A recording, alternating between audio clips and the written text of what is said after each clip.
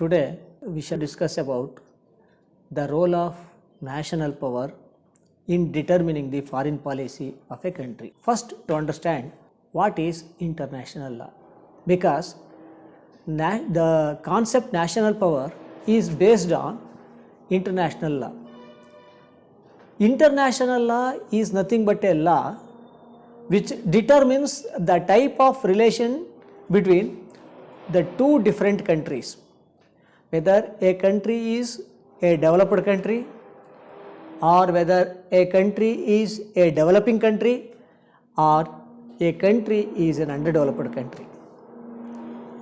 ಮುಖ್ಯವಾಗಿ ನಾವು ಇವತ್ತು ರಾಷ್ಟ್ರೀಯ ಶಕ್ತಿ ಅಂದ್ರೇನು ಅನ್ನುವಂಥದ್ದನ್ನು ತಿಳ್ಕೊಳ್ಬೇಕಾದ್ರೆ ರಾಷ್ಟ್ರೀಯ ಶಕ್ತಿ ಅರ್ಥವನ್ನು ನಾವು ವಿಶ್ಲೇಷಣೆ ಮಾಡಬೇಕಾದ್ರೆ ಈ ರಾಷ್ಟ್ರೀಯ ಶಕ್ತಿ ಅನ್ನೋ ಪದ ಯಾವುದರ ಆಧಾರದ ಮೇಲೆ ನಿಂತಿದೆ ಅನ್ನುವಂಥದ್ದನ್ನು ನಾವು ನೋಡಬೇಕಾಗುತ್ತೆ. ಇಲ್ಲಿ ಅಂತಾರಾಷ್ಟ್ರೀಯ ಕಾನೂನು ಅನ್ನುವಂಥದ್ದು ಬಹಳ ಮುಖ್ಯವಾಗಿರುವಂಥದ್ದು. ಅಂತಾರಾಷ್ಟ್ರೀಯ ಕಾನೂನು ಅಂತ ಹೇಳಿದ್ರೆ ಒಂದು ನಿರ್ದಿಷ್ಟ ರಾಷ್ಟ್ರ ಇತರ ಮುಂದುವರೆದ ರಾಷ್ಟ್ರದೊಂದಿಗೆ, ಇತರ ಮುಂದುವರೆಯುತ್ತಿರುವ ರಾಷ್ಟ್ರದೊಂದಿಗೆ ಹಾಗೂ ಹಿಂದುಳಿದ ರಾಷ್ಟ್ರಗಳೊಂದಿಗೆ ಹೊಂದಿರಬಹುದಾದಂತಹ ಸಂಬಂಧವನ್ನು ನಾವು ಅಂತಾರಾಷ್ಟ್ರೀಯ ಕಾನೂನು ಅಂತ ಕರಿತೇವೆ. ಯಾಕೆ ಅಂತ ಹೇಳಿದ್ರೆ ಎಲ್ಲ ರಾಷ್ಟ್ರಗಳೊಂದಿಗೆ ಒಂದೇ ಥರನಾದ ಸಂಬಂಧವನ್ನು ಹೊಂದಿರಲಿಕ್ಕೆ ಸಾಧ್ಯತೆ ಇಲ್ಲ. ನಮ್ಮ ದೇಶ, ಭಾರತ ದೇಶ, ಮುಂದುವರೆದ ದೇಶಗಳೊಂದಿಗೆ ಹೊಂದಿರುವಂತಹ ಸಂಬಂಧ, ಮುಂದುವರೆಯುತ್ತಿರುವಂತಹ ದೇಶಗಳೊಂದಿಗೆ ಹೊಂದಿರುವ ಸಂಬಂಧ, ಅದೇ ರೀತಿ ಹಿಂದುಳಿದ ರಾಷ್ಟ್ರಗಳೊಂದಿಗೆ ಹೊಂದಿರುವಂತಹ ಸಂಬಂಧ, ಇವುಗಳ ಆಧಾರದ ಮೇಲೆ ರಾಷ್ಟ್ರೀಯ ಶಕ್ತಿ ಅನ್ನುವಂಥದ್ದು ನಿಂತಿರುತ್ತೆ. ಇಲ್ಲಿ ಒಂದು ರಾಷ್ಟ್ರೀಯ ಶಕ್ತಿ ಬಲಿಷ್ಠವಾಗಿದ್ದರೆ ಆ ರಾಷ್ಟ್ರ ಎಂತಹ ಶತ್ರು ರಾಷ್ಟ್ರವನ್ನಾದರೂ ಕೂಡ ಎದುರಿಸುವಂತಹ ಸಾಮರ್ಥ್ಯವನ್ನು ಪಡ್ಕೊಂಡಿದೆ ಅಂತ ನಾವು ಹೇಳ್ಬೋದು. ಆದ್ದರಿಂದ the word national power is derived from two words, nation and power. Together means national power. What is national power then? National power is nothing but power of the nation to get the things done. In short, national power is nothing but the power of the nation to get the things done. A famous international scientist, Professor Hans J. Margento, defines national power like this: national power is a struggle for power. National power is a struggle for power.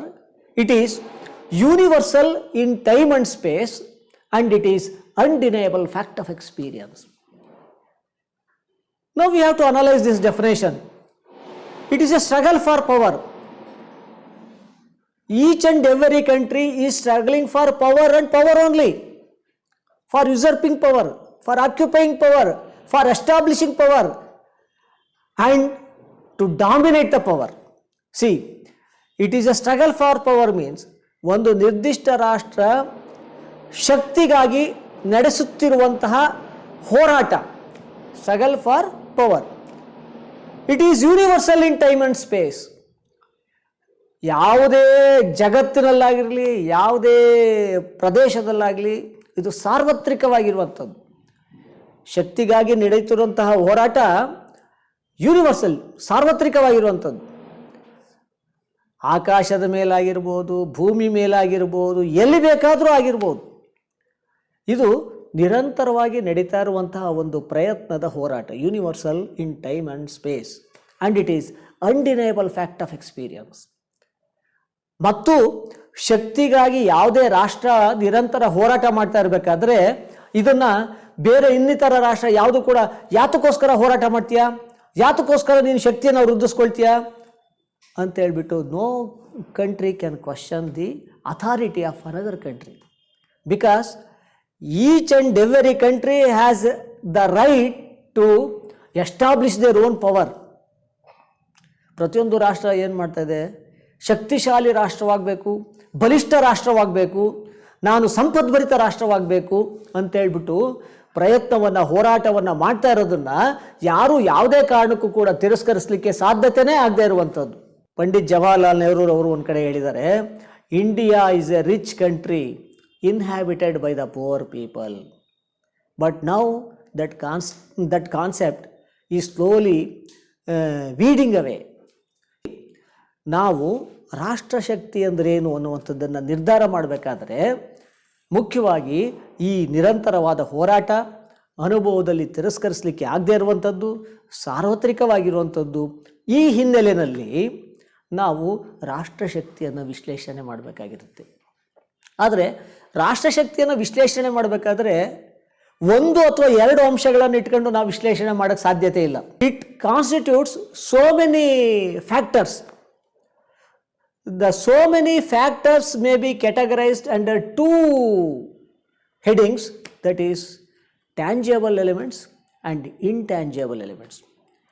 These tangible elements and intangible elements together constitutes the elements of national power. So we shall see what are the tangible elements. First of all, we should be in a position to know what is tangible element.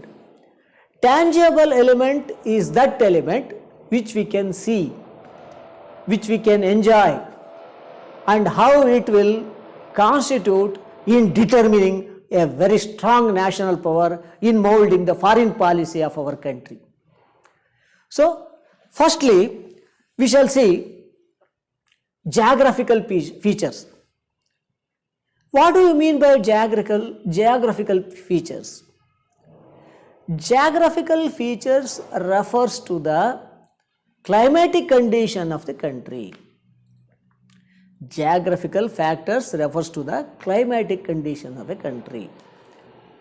If a particular country wants to grow up strongly, that too like country like India, if it wants to grow strongly, it should have a favorable climatic condition.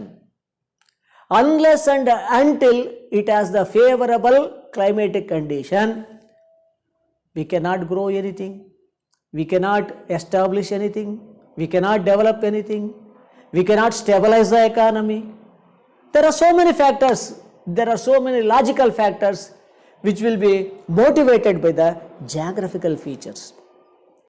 If you want to establish a strong and stable economic order, the first and the foremost factor is geographical features. Secondly, area of the land.